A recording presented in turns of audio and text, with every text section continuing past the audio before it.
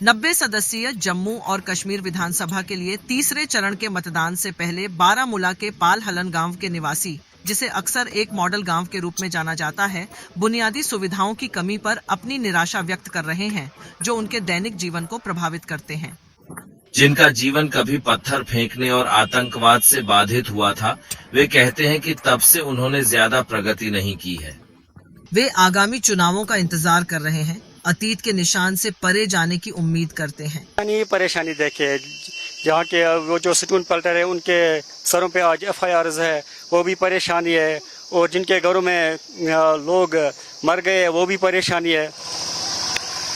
Government की तरफ से क्या सपोर्ट है इन सारी चीज़ों को लेकर के? कागजात बनने में परेशानी है कि कागजात बन जाते हैं उन जिनके घर में स्टोन पेल्टर्स या मिलिटेंट्स? जी, हम उसी के लिए हम निकले, हमारा वोट उसी को अब इस बार मिलेगा जो आवाम की खिदमत करे और स्टोन पेल्टर के बारे में कोई स्कीम निकाले। उनको एक बार माफ़ी मिलनी चाहिए सब लोगों को। मिलिटेंसी और स्टोन पेल्टिंग को लेकर के क्या असर पड़ा लोगों की जिंदगियों पे, जबकि हर घर में तो मिलिटेंट्स नहीं थे, हर घर में स्टोन पेल्ट, मगर लोगों की जिंदगियों पे क्या असर पड़े?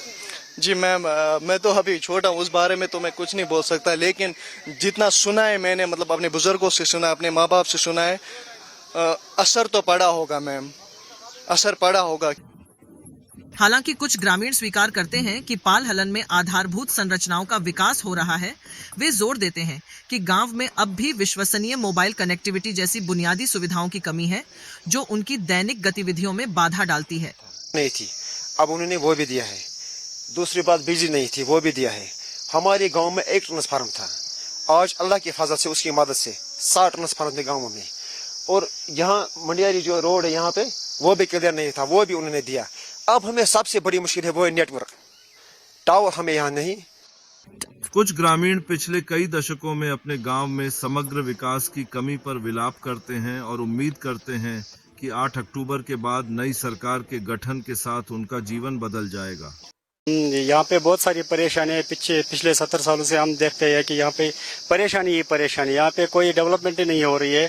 और हम इस बार, मेरी आवाम से यही गुजारिश है कि उस बंदे को चुने, उस कैंडिडेट को चुने जो आपको लगता है कि आवाम की खिदमत करे। हम चाहते हैं कि हमारे गांव में बहुत सारा डेवलपमेंट हो, सारे वोट देने के लिए वोट देने के लिए निकल रहे हैं, तो बस यही उम्मीद है कि हमारे गांव में डेवलपमेंट आना चाहिए। क्योंकि देखिए, जैसे कि हम सब यहाँ पे हमारा स्कूल है, हमें स्कूल जाना पड़ता है, यहाँ से बहुत दूर जाना पड़ता है, 5-6 किलोमीटर जाना पड़ता है, ट्रेवल करना पड़ता है बच्चों को। तो हमारा स्कूल यहाँ पे अभी तक अपग्रेड नहीं हुआ है। ट्रांसपोर्टेशन की क्या फैसिलिटी है? Hospital facility? हॉस्पिटल तो हमारे पास है ही नहीं। बस जो है वहाँ पे डॉक्टर्स भी नहीं आते हैं। एक मैम होती है वहाँ पे, वो कितना सारा करेगी। इस बार एक और चुनाव मुद्दा जम्मू और कश्मीर का राज्य का दर्जा बहाल करना है।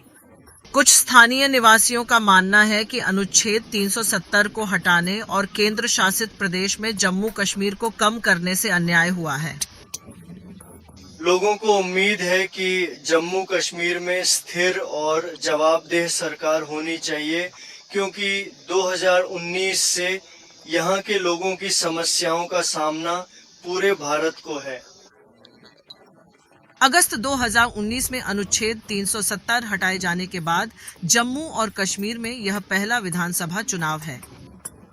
3 चरण मतदान 1 अक्टूबर को समाप्त होगा और परिणाम 8 अक्टूबर को घोषित किए जाने वाले हैं।